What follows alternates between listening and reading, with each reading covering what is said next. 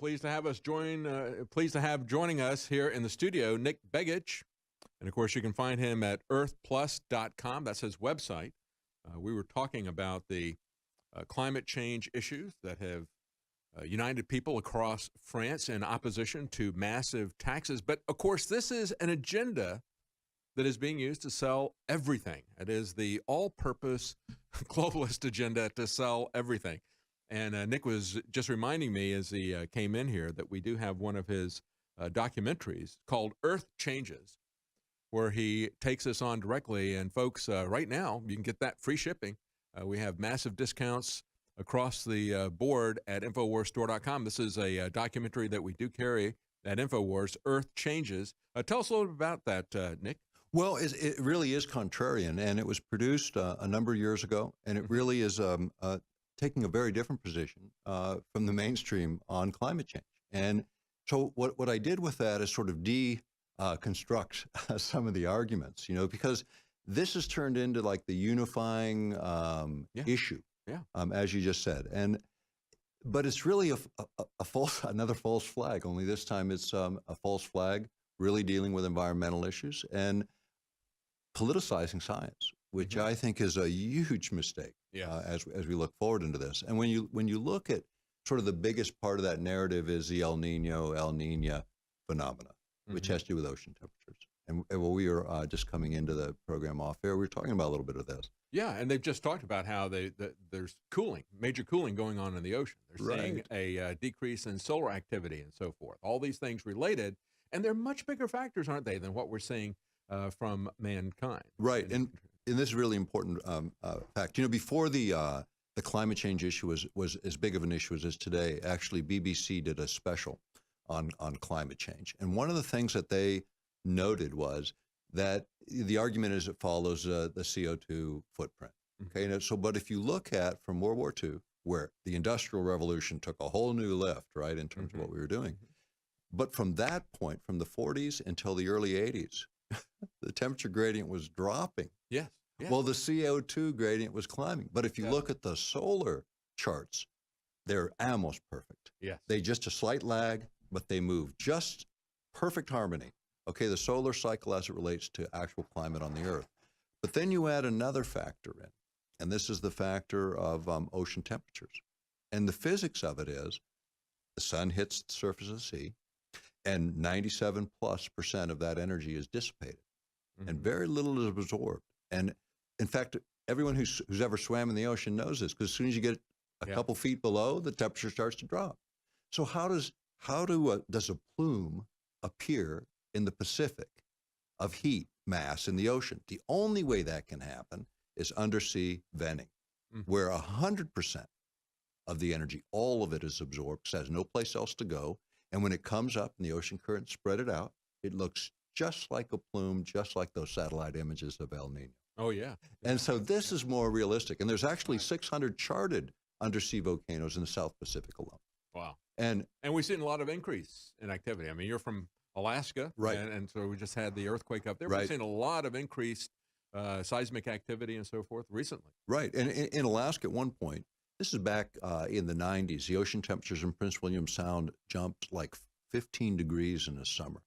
Unheard of, because they say it takes 100 years to get 1 degree up in the ocean. So what happened in Prince William Sound? Well, the only explanation is if you look at where that sits, it's all volcanics. And that's exactly the source of this heat. It is volcanics. And that's what's changing the things on the Earth. If you look at ocean heights, which is another big issue in the climate change argument, they say it's going to go up 3 feet in 100 years. But if you look at the historical record, 12,000 years ago, the oceans were 350 feet lower by all the scientific literature. Everyone can look that up.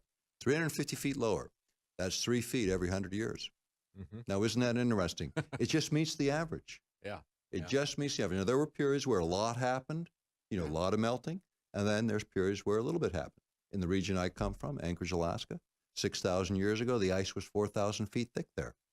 That is not very long ago in geologic history. This is a flash. So climate change, global warming, has been going on a very long time. In fact, the last mastodons disappeared from an island off the coast of Alaska only 4,000 years ago.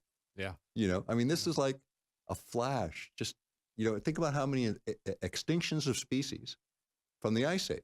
Saber-toothed tigers, sloth, flat-nosed bears, on and on and on. And we weren't here disturbing the environment. These are the natural changes that occurred and occur from the dinosaurs to today. Yeah, they may be bringing those back. We might have a Who knows? park instead of a Jurassic Well, they're Park. talking about it, and actually the Russians are making some progress on that from some of the tissue they recovered. That's right. But, when you're talking about this, they have to focus on one factor, of course, because they can then say, well, that's because of man's activity. So CO2. Right. And as you're pointing out with the oceans, you're going to not get those types of temperature gradients, from solar activity or even something that's on the surface. And yet they will look at the CO2, but even there they have a problem. Even there they have to try to hide the fact that it's inversely proportional. The CO2 has been going up to record amounts, so we haven't been having record temperatures everywhere. We haven't been having the kind of hockey stick that we see. I was with a group that fought for a long time to try to get the emails of Michael Mann, the guy who came up with the hockey stick idea that was used so much by Al Gore. He was talking to people in East Anglia University, part of that climate gate thing. Right. We said, show us the data. You've already published your papers. You've used this to create public policy. Right. We need to see your basic data. And that's the thing that they fight the hardest. That's what got the people at the EPA so upset with Scott Pruitt. He said, we're going to show data whenever we come up. You're going to make your data, your raw data that you base your conclusions on so we can review it scientifically. They don't want scientific review. No, because it's about politics. Yeah. It's about an environmental agenda that has found a focal point. And the environmental issues are important. I mean, everyone knows that our role as humans on the earth is a stewardship role. Right. And so this is fundamental to who we are as human beings. But that's very different from environmentalism. Okay? That's very different. Stewardship is totally different. Yeah. It's recognizing the interaction and complexity of the earth and recognizing the give and take, if you will, between humans and other animal species in terms of feeding us. I mean, when you go into the indigenous world, there's a lot of respect, a deep level of respect that comes right out of the core of people, because this is our natural way of being.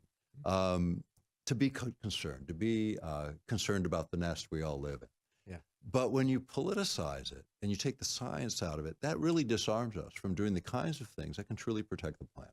Mm-hmm. I mean, and the things that we all see that are degrading around us. And I mean, even the Chinese get it at a certain level, because when you start choking your people literally by the pollution, you have to take an action that's different.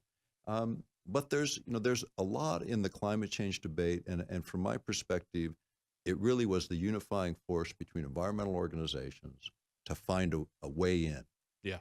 And that's exactly how it's been used as a well, wedge. You talk about China and choking the people with pollution because they have such dirty power plants and so forth. Right. But under the Paris Climate Accord, they were going to be able to continue to build without any limitation in terms of quantity or quality of the kind of power plants that they were going to build. They were going to be able to do that up until after 2030. And so it was very clear, even to the people who bought in to the man-made climate change agenda, that this was simply a politicized way to redistribute wealth, to redistribute manufacturing and economics and everything from America to China and India, where they wouldn't have any restrictions on them whatsoever, but we would immediately have clamps and reductions put on us immediately, even though we have cleaner power plants. Right, and when you look at what the Chinese have done in recognition that they're really choking their population, they've actually tried to do some things, on a mass scale. They've used their military, in fact, to do reseeding programs that cover areas as big as some of our states. Yeah, they've been very upfront about their capability of doing geoengineering, and that's another aspect of it as well. And we got to take a break. We'll be right back. We're talking to Nich Begich here in studio. He's visiting us out of Alaska. We'll talk to him a little bit about the earthquake and about some other